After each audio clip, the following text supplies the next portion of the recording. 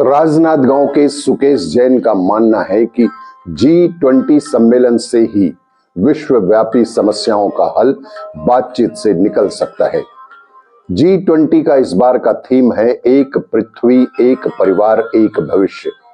पृथ्वी एक परिवार है, इस परिवार में सारी दुनिया बसती है। परिवार का भविष्य तभी उज्जवल होता है जब परिवार के सभी लोग मिलजुल कर काम करते हैं। आचार्य चाणक्य कहते हैं कि मनुष्य की छिद्रान्वेषण की प्रवृत्ति कभी अपने भीतर सद्गुणों का विकास नहीं होने देती।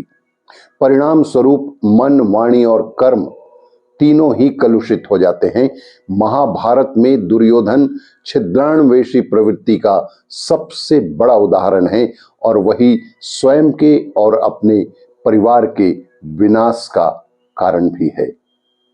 प्रायः लोग दूसरों में दोष ढूंढते रहते हैं, इसी को छिद्रान्वेषण कहते हैं।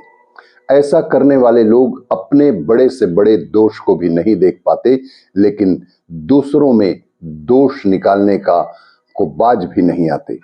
यह प्रवृत्ति न केवल स्वयं के लिए अपितु समाज के लिए भी घातक है।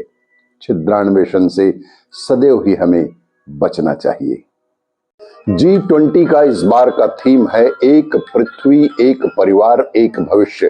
पृथ्वी एक परिवार है, इस परिवार में सारी दुनिया बसती है। परिवार का भविष्य तभी उज्जवल होता है जब परिवार के सभी सदस्य मिलजुल कर काम करते हैं।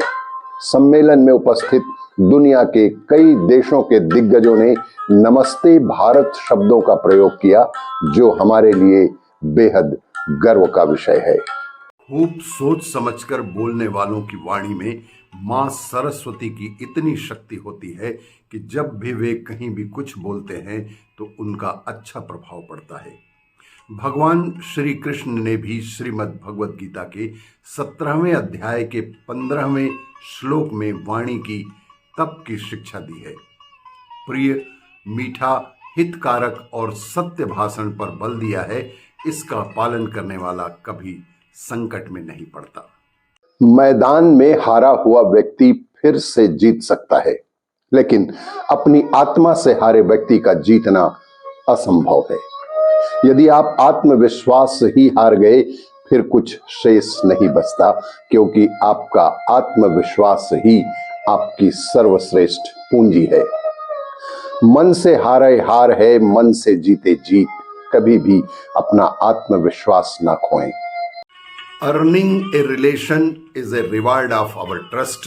Maintaining the same is the result of our sacrifice. And strengthening the same is a result of our care.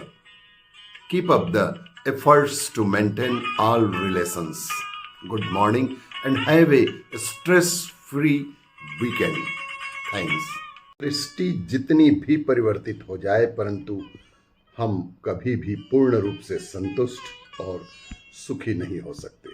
लेकिन यदि दृष्टि थोड़ी सी परिवर्तित हो जाए तो हम संतुष्ट भी हो सकते हैं और सुखी भी रह सकते हैं। जैसी दृष्टि वैसी सृष्टि। हमेशा अपनी दृष्टि को बदलने का प्रयास करें, सृष्टि स्वयं ही बदल जाए।